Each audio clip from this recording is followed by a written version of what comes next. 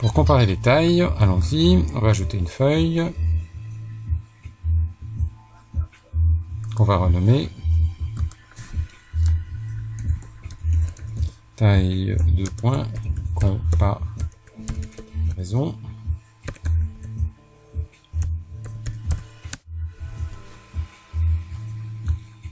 Comme toujours, on se place bien en A1, tout en haut à gauche du tableau, en ayant bien supprimé la valeur manquante, et puis donner, rapport de tableau croisé. En ligne, on met les hommes et les femmes. À l'intérieur du tableau, on met la taille.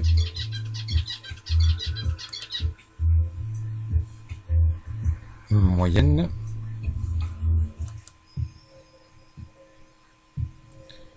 Et puis, on rajoute encore une fois la taille, mais cette fois-ci on met bien l'écart type et on prend celui qui se termine par P.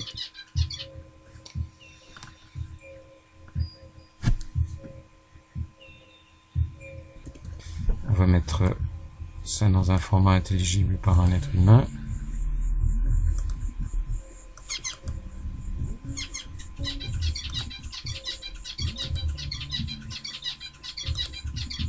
Voilà. Donc on observe que la marge de fluctuation des tailles est de 5 cm pour les femmes et de 7 cm pour les hommes. La différence entre les tailles, c'est 1,80 m et 1,50 m. Donc ici on va mettre différence.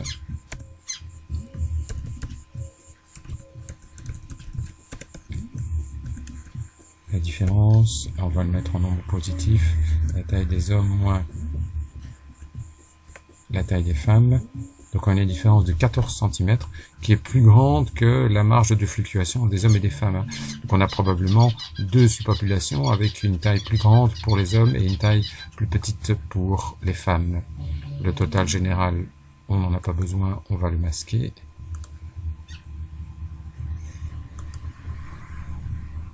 Le format, on va le recopier pour la différence.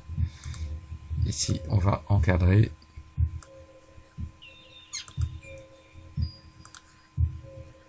Voilà. Et alors, on va noter notre réflexion en insérant un dessin pour avoir une remarque dans un encadré.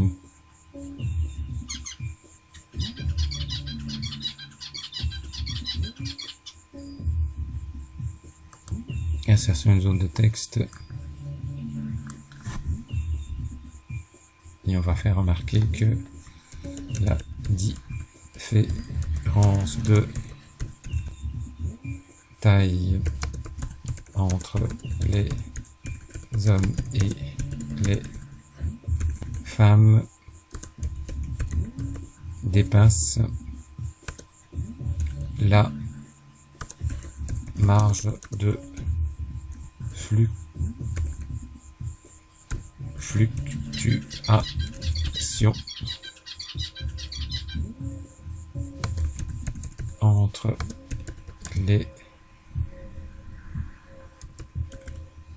femmes. La marge de fluctuation des femmes entre elles, ça sera mieux comme ça. Des femmes entre elles.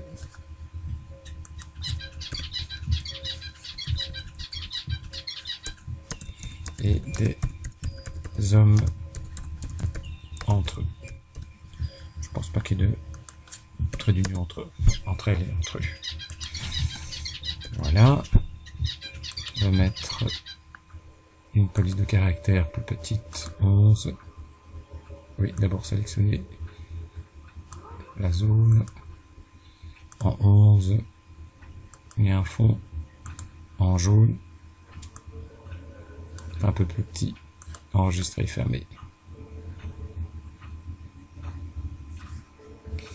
ici. Format, retour à la ligne automatique.